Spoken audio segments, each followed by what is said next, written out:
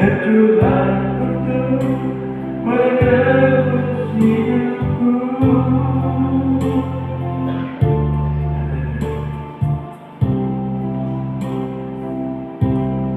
Memang benar Bapa, kasih-Mu yang begitu besar, sehingga Engkau telah memberikan anak-Mu yang tunggal satu-satunya untuk menebus seluruh kehidupan kami Tuhan.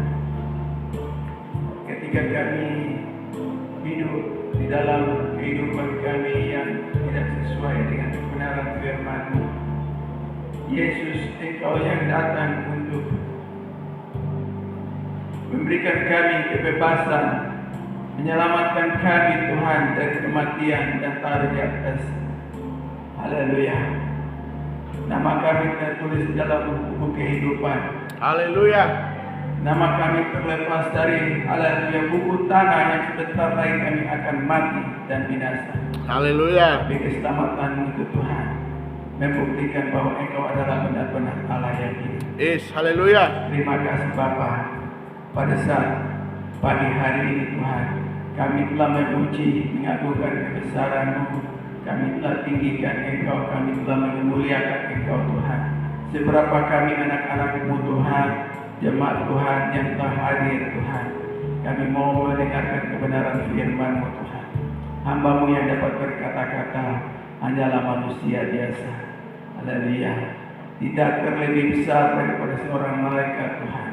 Tapi hamba-Mu percaya Tuhan, Engkau akan taruh semua perkataan hikmat pengetahuan.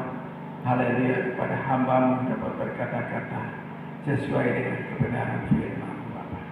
Terima kasih Tuhan. Pada pagi hari ini kami siap untuk mendengarkan kebenaran firman-Mu. Di dalam nama Tuhan Yesus Kristus kami sudah berdoa. Haleluya, semua yang siap katakan amin. Shalom. Shalom. Puji bagi nama Tuhan. Pada pagi hari ini oleh anugerah Tuhan kita masih bisa ada, kita bernapas, semua karena kebaikan Tuhan saja. Kita tidak bisa membalas semua kebaikan Tuhan karena kasih-Nya yang begitu besar. Yohanes 3 ayat 16 katakan bahwa karena begitu besar kasih Allah akan dunia ini sehingga Ia memberikan anaknya yang tunggal. Haleluya. Setiap orang yang percaya diberikan hak kuasa menjadi anak-anak Allah. Haleluya. Dalam Yohanes pasal 1 ayat yang ke-12 katakan bahwa setiap orang yang menerima diberi hak, diberi kuasa, otoritas, kasih kuasa Allah itu adalah kehidupan anak-anak Allah untuk memerintah bersama-sama dengan Dia. Pemerintahan Allah itu akan terjadi ketika gereja Tuhan itu mulai dipulihkan di dalam dunia ini. Kita bisa memerintah kepada kuasa-kuasa yang ada ini. Ya, itu adalah kuasa yang Tuhan berikan kepada kita untuk memerintah. Sebabnya pada pagi hari ini ya, kita akan mendengarkan sedikit dari kebenaran firman Tuhan. Ya, kalau firman Tuhan itu kita akan baca di dalam Roma pasal yang ke-4. Roma pasal 4 yang berikut dikatakan Abraham dibenarkan karena iman.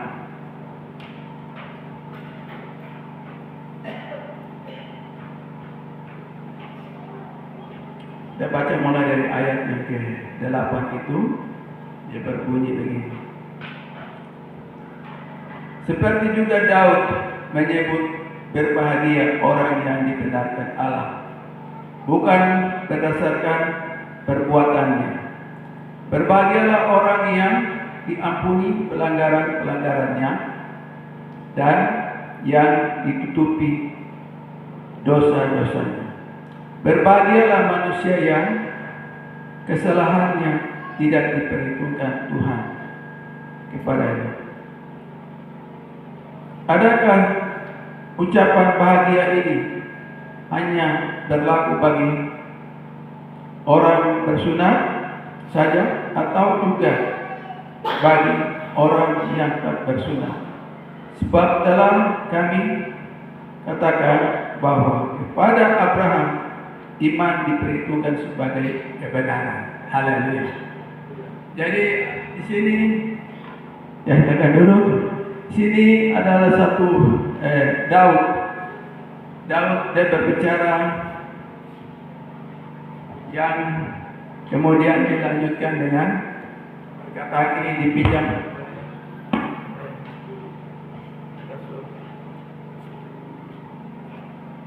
perkataan ini dipinjamkan oleh Rasul Paulus untuk menyampaikan kepada jemaat Tuhan yang ada di Roma, kepada orang-orang Kristen, kepada orang-orang kudus yang dibenarkan oleh karena iman. Jadi Daud dia berkata seperti itu. Ya. Daud dia bilang bahwa manusia dibenarkan bukan berdasarkan kita melakukan hukum Taurat, tapi karena perbuatan iman kita kepada Tuhan. Ya. Ketika Abraham di dalam Kejadian pasal 15, Tuhan memperhitungkan itu.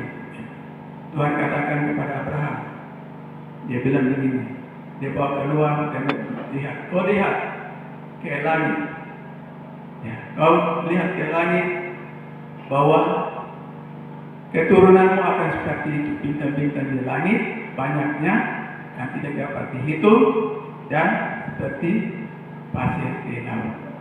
Kemudian Alkitab katakan bahwa Abraham ya melihat itu, ya, maka Tuhan membenarkan dia oleh karena percayaan. Itu hal ini berlaku sebelum Abraham disunat, artinya melakukan tanda sunat itu berlaku bagi orang Ibrani pada saat itu. Karena iman itu sudah ada, jadi diperhitungkan Allah kepada orang-orang pada saat itu yang percaya sungguh-sungguh. Ketika Abraham itu diuji imannya, maka Tuhan mendapatkan bahwa dia tidak pernah salah percaya kepada Allah yang selama ini dia ikuti.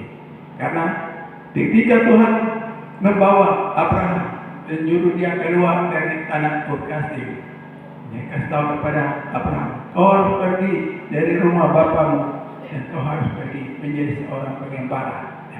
Dari satu tempat ke tempat yang lain, di mana tempat yang kau injak itu akan kuberikan kepada keturunanmu.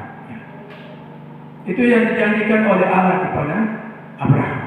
Dan ini pun dibenarkan karena itu adalah iman.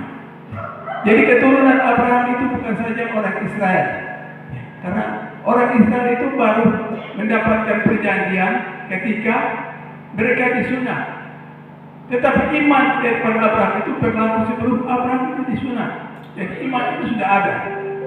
Jadi berarti bahwa iman yang kita punya itu, kita menjadi orang-orang percaya itu, kita adalah bagian dari keturunan dari Abraham secara rohani yang dibenarkan.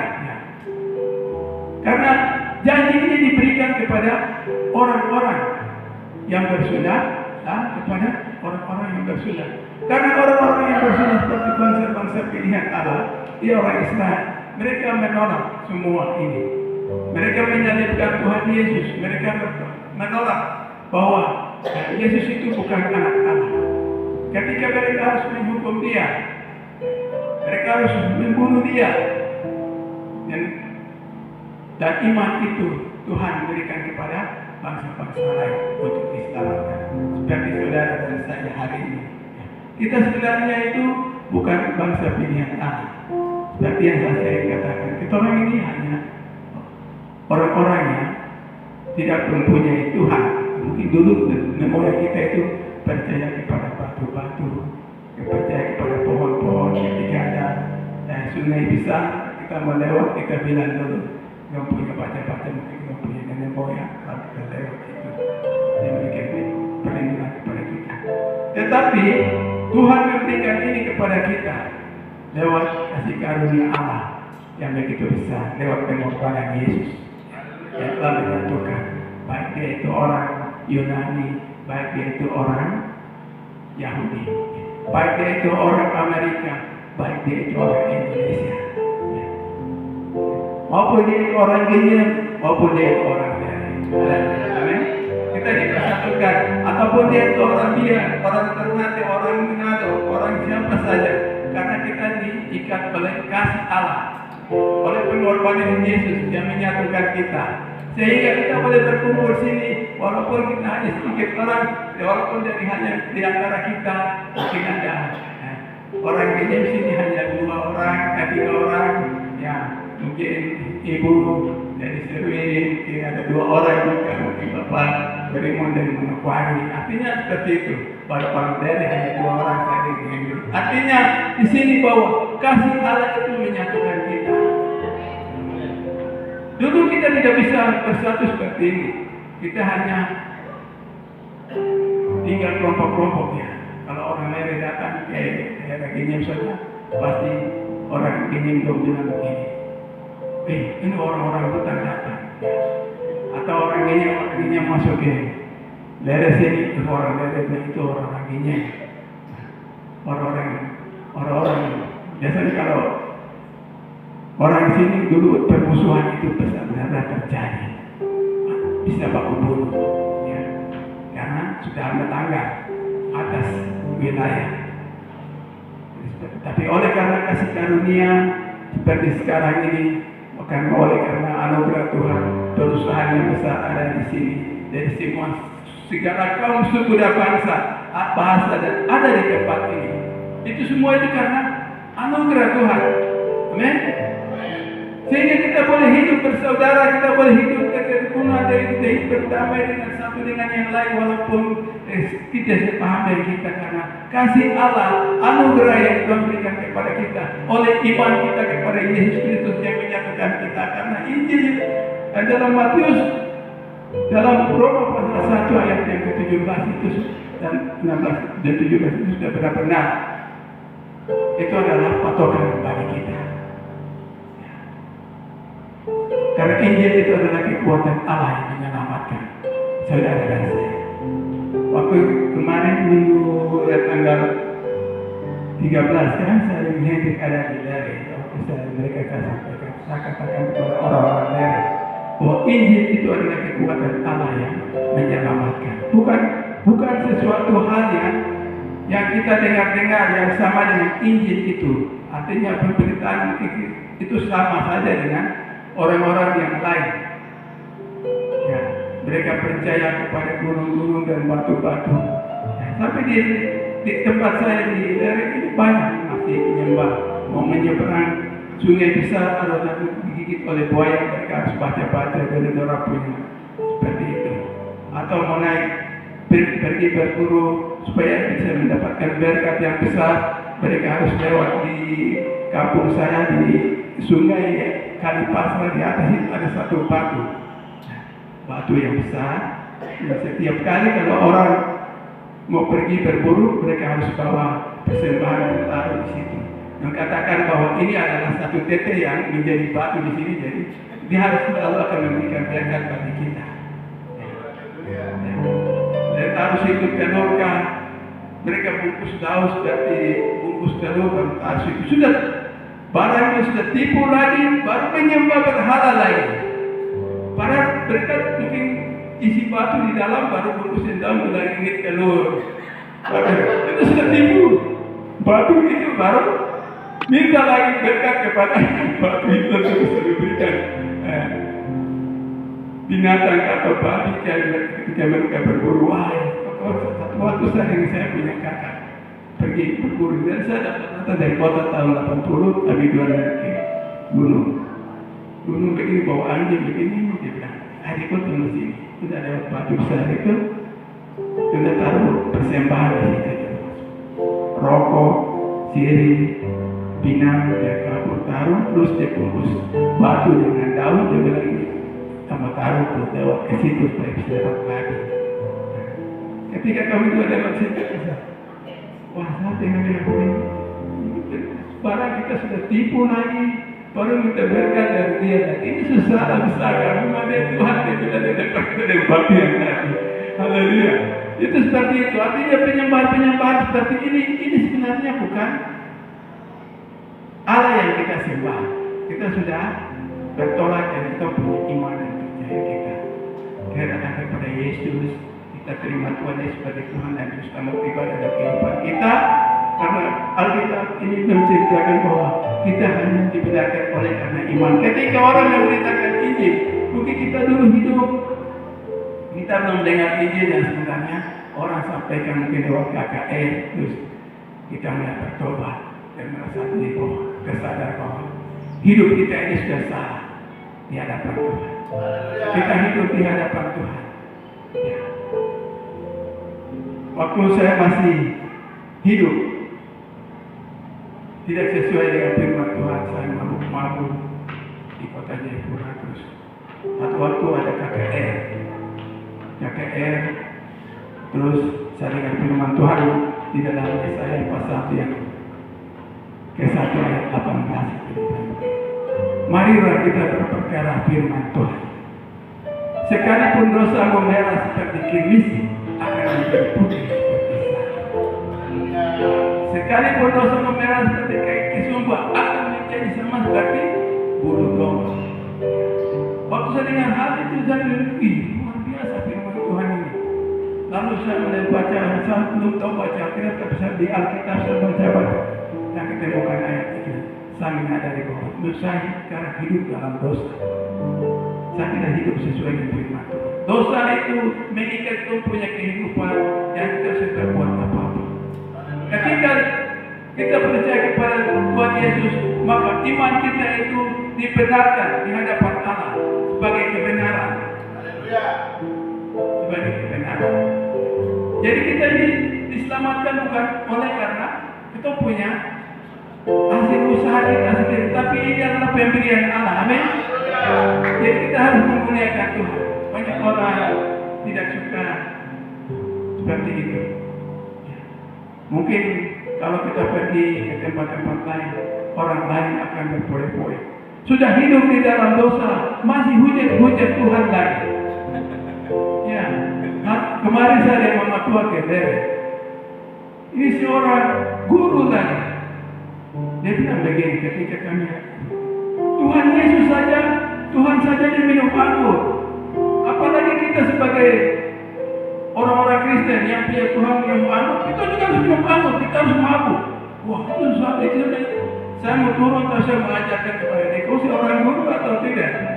Saya dengar perkataan itu. Jadi, kalau seandainya kalau kita bukan dalam mobil, baru dia ucapkan bahasa itu salah satu berlebihan. Kau saja hidup saja sudah betul, baru kau mau bicara hal itu lagi. Itu sudah betul lagi. Oh, hidup di dalam dosa, berarti kau ini neraka punya orang sudah. Minta aku masuk neraka. Itu seperti itu. Sudah hidup dalam dosa, masih menghujat Allah. Wah, bagaimana orang itu? Jadi kita sebagai anak-anak Tuhan, memang Alkitab ini sangat luar biasa. Jadi Alkitab itu kita baca lagi, ini hal yang sangat luar biasa. Ketika saya baca itu memang sangat luar biasa. Abraham dibenarkan oleh iman. Dia katakan begini, seperti juga Daud menyebut bahagia orang-orang yang dibenarkan Allah berdasarkan perbuatannya. Berbahagialah orang yang diampuni pelanggaran-pelanggarannya. Amin. Dan yang tutupi dosa-dosanya. Ya. Kita punya dosa-dosa itu Allah tutupi. Dia akan hilangkan. Bukan tutup saja, tapi Dia menghilangkan sama sekali. Dengan darahnya.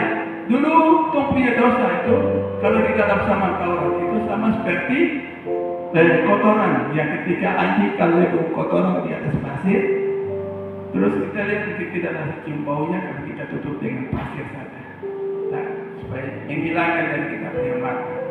Nanti kemudian kalau sudah panas dari ganggu pasirnya sudah mulai agak kering, angin datang dan tiup sedikit dan kotoran itu akan kelihatan lagi. Jadi dulu hanya orang datang berkorban. Kalau kita baca bahwa dulu sama Taurat sama Musa itu seperti itu. Dosa itu hanya ditutupi saja. Orang setiap kali membawa lembu, setiap tahunnya membawa orang berbuat kesalahan, berbuat dosa, orang hanya bawa lembu. Tetapi ketika Yesus datang, dia menyelamatkan. Dalam Yesaya 50 dia dikatakan bahwa waktu dia mati itu sama sekali. Karena apa? Dia pikir kita punya kesalahan-kesalahan, dosa-dosa kita. Amin. Jadi kita dibenarkan oleh karena iman. Amin. Bukan kita itu hasil dosa. Itu sebabnya Alkitab selalu mengajarkan kepada kita. Mengapa kita harus makan tubuh dan darah? Tujuannya untuk itu, menyatukan kita. Iman kita dibenarkan di hadapan Allah. Amin. Itu bukan hasil usaha kita. Jadi kita harus usul. Jadi selanjutnya,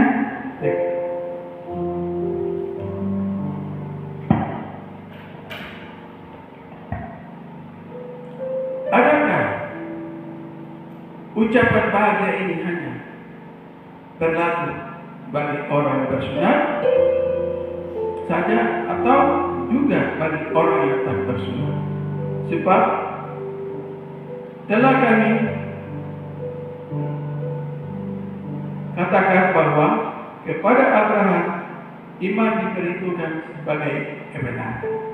Yang tadi dalam Kejadian pasal 15 itu, iman kita diperhitungkan sebagai kebenaran. Amin. Itu sebabnya firman Tuhan pada pagi hari ini yang saya berikan untuk kita, biar ini menjadi remaja hidup kita punya kehidupan, supaya kita benar-benar menikmati kasih karunia ini. Ya, hidup kita ini, dulu kita hidup untuk kita punya kehidupan pribadi diri kita, kesalahan-kesalahan kita yang dulu kita lakukan. Ya, tetapi ketika Tuhan datang, Yesus datang, Dia datang untuk menyelamatkan saudara dan saya. Ya, tidak ada seorang pun, ya, baik orang bersunat maupun orang yang tidak bersunat. Artinya bangsa-bangsa kafir, ya, jadi kasih karunia. Karena orang Israel pada saat ini, mereka tidak percaya Yesus. Tapi iman daripada orang bangsa kafir, maka keselamatan itu datang kepada bangsa kafir. Ya, nanti akan tiba waktunya, pintu anugerah itu akan tertutup. Sebelum saudara iman saya itu dibenarkan, menjadi benar-benar hidup di dalam Tuhan, maka pintu anugerah sudah tertutup. Tuhan akan kembali memperhitungkan anak-anaknya, yaitu bangsa pilihannya. Karena mereka itu disebut sebagai anak-anak raja. Mereka yang melahirkan Mesias, Yesus hidup di dalam dunia. Kita hanya sebagai tunas liar yang dicangkokkan supaya kita memperoleh hidup di dalam pohon pokok yang perlu kita tegakkan. Itu sebabnya kita benar-benar menjaga kehidupan ini, sama seperti kita sedang taruh telur di atas benda seperti ini. Ya, itu anugerah itu seperti itu. Kalau kita tidak gunakan hati-hati, anugerah itu akan jatuh dengan hancur. Ya, tidak akan artinya kesempatan. Artinya di dalam Kejadian, di dalam Ibrani dikatakan, sana Rasul Paulus dia menulis surat kepada bangsa orang-orang Ibrani, dia bilang begini. Ya. Tentang murtad, dia bicara sana. Oh, kalau orang sudah berbuat menerima kasih karunia Allah, sudah mengucap kebenaran Allah, lalu dia kembali lagi kepada dunia dan hidupnya tidak sesuai dengan firman Tuhan. Dan dia tidak akan perbaiki kehidupannya lagi, dan hidupnya akan lebih jahat seperti waktu dia hidup dengan Tuhan. Kita tahu dengan cerita tentang Tuhan Yesus waktu dia menceritakan tentang rumah yang bersih. Waktu rumah itu sudah bersih, sudah kosong, karena tinggal begitu saja, tidak ada kehidupan, artinya penghuni dalam rumah itu. Lalu orang yang dulunya tinggal, ketika orang itu dia hanya merusak rumah itu kotor dan tidak pernah ada yang baik, dia akan datang kembali, dia akan mengintip lagi. Oh, sudah bersih, tapi tidak ada orang yang tinggal di dalam. Dia akan pergi lagi pada temannya yang 7. Yang 7 itu tambahnya 8, maka dia akan hidup dalamnya. Mereka akan lebih rusak dari orang seperti itu, sehingga hidupnya akan hancur karena di luar daripada Tuhan. Jadi ketemu sebagai anak-anak Tuhan, jemaat yang kecil, mari kita belajar. Ya, benar firman Tuhan ini. Kita hidup takut kepada Tuhan. Walaupun kita tidak banyak, tetapi Tuhan ini mengizinkan kita punya kualitas iman kepada Allah. Kita dibenarkan oleh karena iman kita di hadapan Allah itu benar-benar sangat luar biasa. Banyak orang yang datang, ya mungkin karena secara kuantitas jumlah yang banyak, tapi mereka mungkin tidak pernah menikmati kebenaran. Mereka beribadah, tapi ketika mereka pulang tinggalkan pintu gereja sampai di sana, mereka tidak akan hidup seperti anak-anak Tuhan. Mungkin mereka datang hanya pakai pakaian, waktu masuk ke dalam ruangan gereja mereka pakai pakaian kekudusan.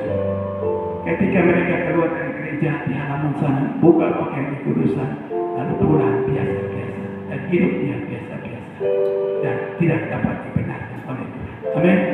Itu sebabnya firman Tuhan mengajak kepada kita sebagai menikmati firman Tuhan pada pagi hari. Haleluya. Kita akan bersama-sama kita akan makan tubuh dan darah pada pagi hari yang akan menyatukan kita. Dia akan menjauhkan kita dari kutuk dan laknat yang selalu mengganggu mempunyai kehidupan.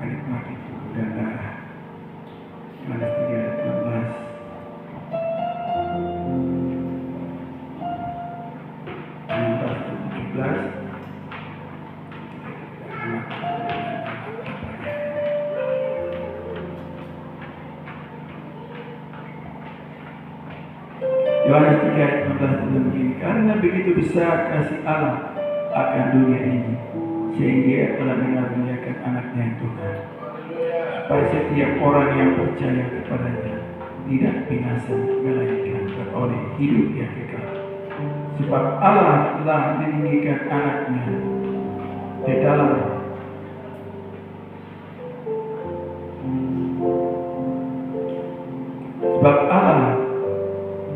mengutus anaknya ke dalam dunia bukan untuk menghakimi dunia, melainkan untuk menyelamatkan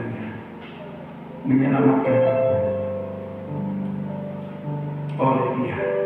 Puji bagi nama Tuhan. Jadi firman Tuhan sudah jelas untuk kita pada pagi hari, karena Tuhan yang mengutus anaknya ke dalam dunia ini bukan untuk menghakimi kita, karena saat penghakiman itu belum ada. Tapi Dia mengutus anaknya untuk menyelamatkan saudara dan saya oleh pengorbanannya, oleh keselamatan yang Dia buat kepada kita. Ya, sebab itu kenapa tiap kali kita makan tubuh dan darah kita makan setiap saat untuk kita selalu boleh merenungkan. Ya, waktu Tuhan Yesus malam sebelum Dia ditangkap untuk menyerahkan dirinya, Dia mengadakan satu perjamuan. Terus Dia katakan kepada mereka, minumlah, makanlah, ini tubuhku, dan minumlah anggur ini, cawan ini.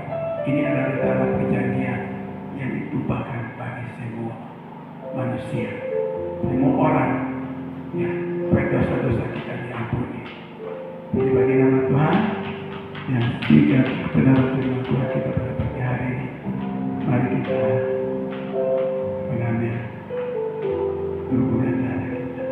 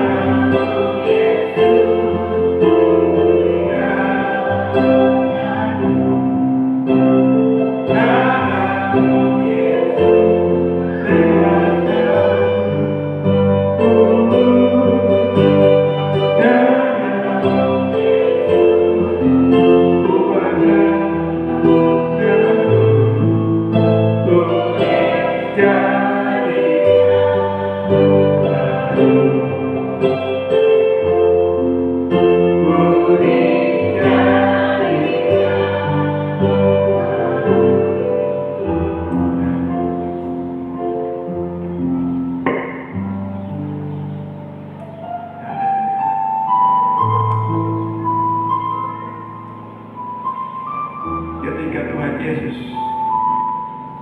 pada malam sebelum dia ditangkap, dia dengan roti di tangannya dan memecah-mecahkan, dan dia berkata, inilah tubuhku, dan makanlah. Itu sebabnya kita akan makan roti ini dengan iman kita. Kita percaya bahwa ketika kita makan roti dan maka kita percaya bahwa Tuhan benar-benar hadir lewat perjamuan kudus kita pada pagi hari ini. Mari kita makan bersama-sama. Katakan di dalam nama Yesus.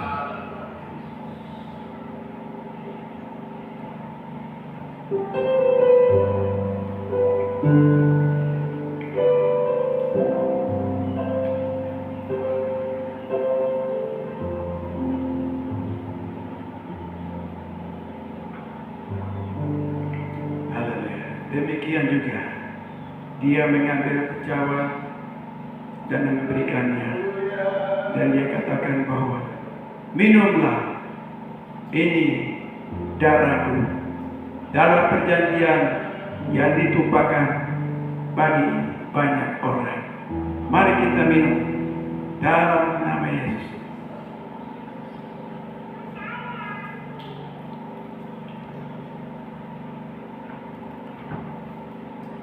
Haleluya, haleluya.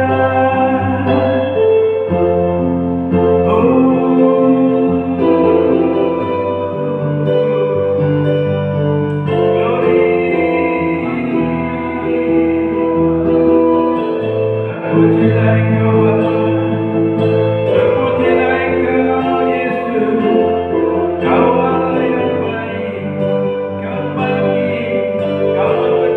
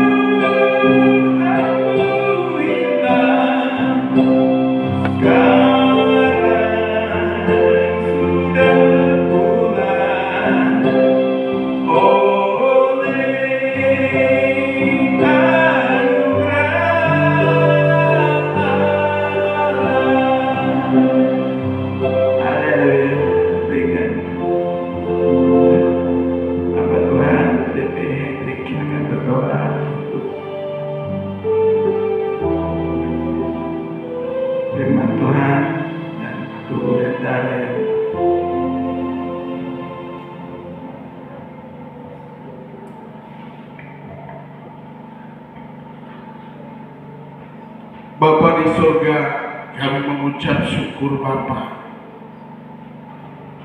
buat tubuhmu dan darahmu Tuhan, tercurah di atas kayu salib darahmu Tuhan, tubuhmu yang dirobek-robek bagi kami Bapa. Terima kasih Bapa. Kami percaya Bapa, kalau kami dibenarkan bukan karena melakukan taurat Tuhan, kami dibenarkan bukan karena kekuatan kami. Kami dibenarkan bukan karena kehidupan kami, Bapa. Tapi kami dibenarkan karena kami beriman kepadamu, Yesus. Terima kasih, Bapa. Hari ini Tuhan, Engkau berfirman bagi kami. Engkau berbicara bagi kami, Tuhan. Karena hidup yang kami hidup sekarang, kami hidup oleh percaya hanya kepadamu, Tuhan. Terima kasih Yesus buat kematian-Mu di atas kayu salib, membuat kami berharga, membuat kami hidup hari ini Tuhan. Ampuni kami kalau dalam kehidupan kami sering lalai, kami sering bermain-main, kami sering hiduplah jauh daripada-Mu Tuhan. Ampuni kami Bapa. Terima kasih Bapak. Hari ini Bapak, ketika kami mengangkat tubuh-Mu dan kami minum darah-Mu Tuhan, kami menjadi satu bersama-sama dengan Kristus. Kami pula dosa kami telah diampuni. Ketika kami minum darah Tuhan, kami telah disucikan, kami dibersihkan dari pelanggaran-pelanggaran kami Bapak. Terima kasih Bapak. Bapak berdoa. Terima kasih. Kami pulang dari tempat ini Tuhan. Ketika kami makan tubuh dan darah-Mu Tuhan, kutuk sakit penyakit, kutuk pelanggaran-pelanggaran kami, kami dilepaskan, kami dibebaskan, kami hidup baru di dalam Kristus hari ini. Kami pulang dari tempat ini Tuhan. Ampuni segala pelanggaran kami. Kami mau hidup kudus. Kami mau hidup benar di hadapan-Mu Tuhan. Kami lagi mau hidup hanya oleh iman kepada Anak Allah. Hidup oleh iman kepada Yesus Kristus. Kami percaya Tuhan. Hanya karena iman kami dibenarkan Tuhan sesuai dengan kebenaran firman-Mu Tuhan. Oleh sebab itu Tuhan, kami beriman sungguh hanya kepada-Mu Tuhan. Di dalam Anak-Mu Yesus Kristus Tuhan kami. Haleluya. Kami berdoa juga. Hamba-hamba-Mu, anak-anak-Mu Tuhan, jemaat-Mu Tuhan yang beribadah pada hari ini Tuhan. Tanamkan firman itu di setiap hati kami. Supaya kami pulang dari tempat ini Tuhan, kami percaya kami bukan dibenarkan oleh karena kekuatan kami, bukan karena kehebatan kami, tapi itu semua semata-mata pemberian Allah bagi kami di dalam Yesus Kristus Tuhan. Terima kasih Tuhan. Haleluya. Yang sakit Tuhan sembuhkan, yang berkekurangan Tuhan cukupkan, yang sedang dalam kelemahan ketika kami makan tubuh dan darah-Mu Tuhan, kami dikuatkan di dalam nama Tuhan Yesus Kristus. Darah-Mu menjadi meterai dalam setiap kehidupan kami, meteraikan setiap anak-anak Tuhan di tempat ini apa? Dengan meterai darah anak domba, sehingga kami ada tanda darah anak domba. Iblis, setan, sakit, penyakit tidak dapat mengganggu kehidupan anak-anak Tuhan di tempat ini. Di dalam nama Tuhan Yesus Kristus aku berdoa. Terima kasih Tuhan. Haleluya Tuhan. Hamba berdoa juga Tuhan buat keluarga-keluarga kami Tuhan, yang di rumah, yang tidak datang beribadah dengan kami pada hari ini juga Tuhan.